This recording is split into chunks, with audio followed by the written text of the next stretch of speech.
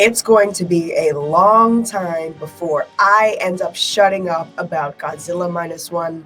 Guys, I saw this movie in the theater at the Japan Society only a couple nights ago. It was the coolest thing ever. The crowd in the building that night was one of the first audiences in America to see this film after its initial international release, maybe just 20 days prior. Definitely an honor and a privilege, especially as resident kaiju cutie here at Big Gold Belt. Again, my name is Zero Gravity, and we're going to talk about this film a little bit today. So, Godzilla Minus One is the next chapter, or should I say, first chapter in the Godzilla IP. This one gives us a little bit of a different flavor than we are used to, especially with all the American renditions coming out of kaiju stories right now. Now we're taking it all the way back, seeing a little bit of the earlier stages of Godzilla and giving post-war Japan a good fight at taking down the king only days after World War II ended. Everything else, however, stays completely on the line of everything that the fans know and love about the Godzilla franchise. Now, you can catch this film, and I would recommend it even, very soon. It will be in theaters only starting December 1st, in IMAX even, which I will say I was not able to see it in IMAX, but I probably will head back to the theater sometime soon to see it in IMAX. The sound design in this film is just everything that you can imagine. If you are out there and you're a Godzilla fan, you know that one of the things that we cannot live without is the Godzilla theme song and also the Godzilla war cry. Hearing these on a big speaker in a theater was amazing, so I could only imagine what the hell it sounds like in an IMAX theater. Dang, just dang. So,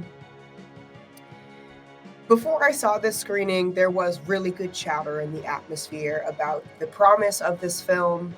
I took it with a grain of salt. I wasn't so moved because in my mind, there's absolutely no movie out there that could top Shin Godzilla back in 2016.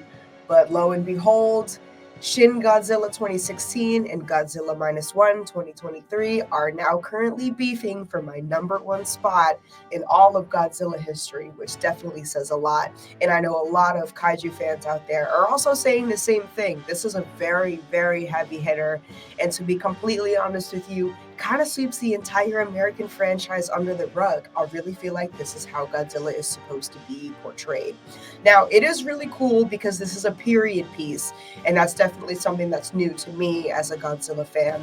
But it is very interesting to see how the time period would affect, humans, small, facing their inevitable demise, how they can face up against this, I don't want to say otherworldly, but all nearly indestructible creature.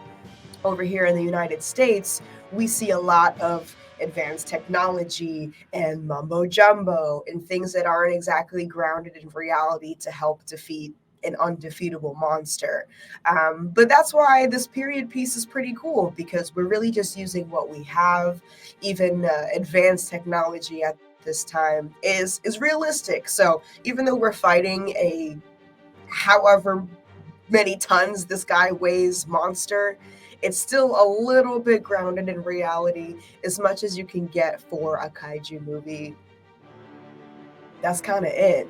So the director of this film, his name is Takashi Yamazaki. I'm a little bit familiar with him already because he directed the live action adaptation of one of my favorite animes called Parasite.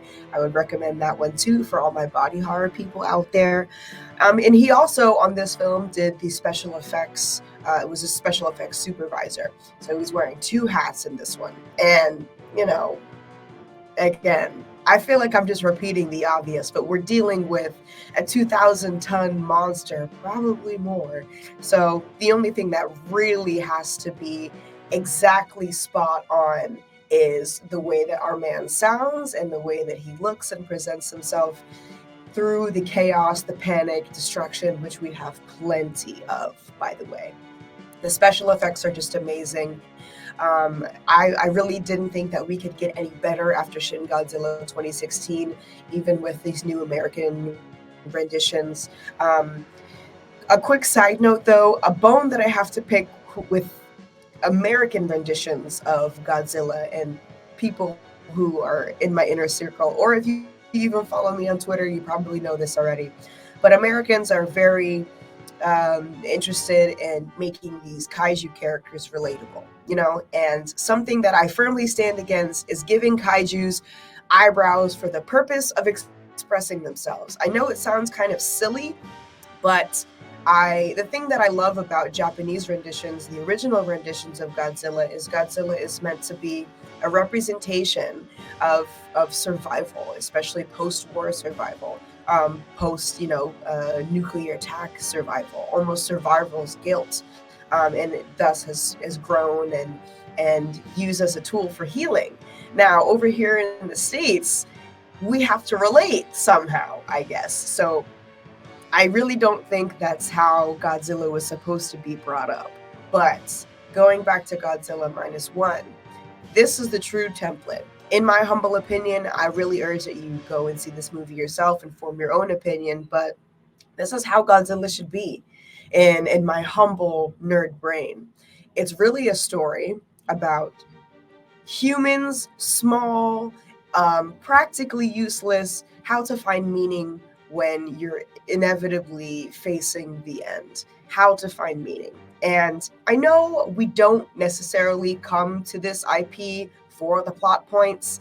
Sure, they can be a bonus if they're not that bad, but that's not the reason why we're here.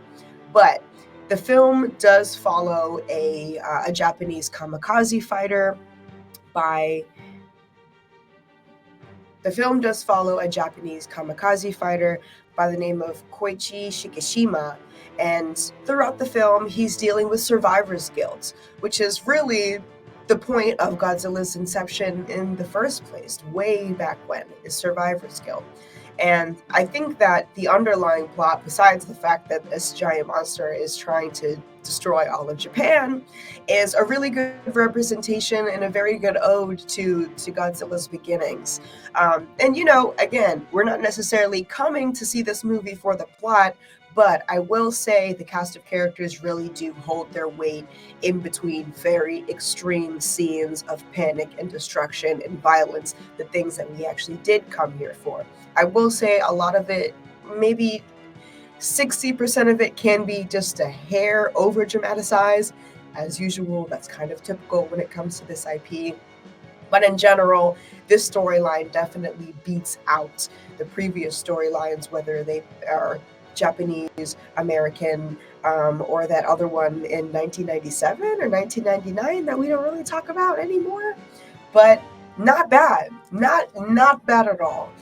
It will move you, it will wow you. The sound design is incredible, the monster design is incredible. I love the period piece, and trust me, I am not a period piece girl, but it was really cool to see a familiar character that so many people love in an atmosphere that we're really not used to seeing him in. And also the themes of survivor's guilt, the themes of purpose, and the themes of togetherness and standing up for something even though you know the outcome might not be in your favor is very noble. And I don't have anything bad to say about this movie, guys. I really think that you should all see it in theaters. I'm definitely going to be going back for a second time because I gotta see this bad boy in IMAX, I'm telling you. So please talk with me on social media. My handles are IDK Gravity. Post your theories, your rankings, your anything in the comments. I will reply. I want to see all of it. Also, if you haven't seen Shin Godzilla, maybe that's a good predecessor before you see this one. Top 2 might be the best Godzilla film yet in as far as the modern sequence goes. And do it, y'all. I've been Zero Gravity. Monsters are real. Danger can happen.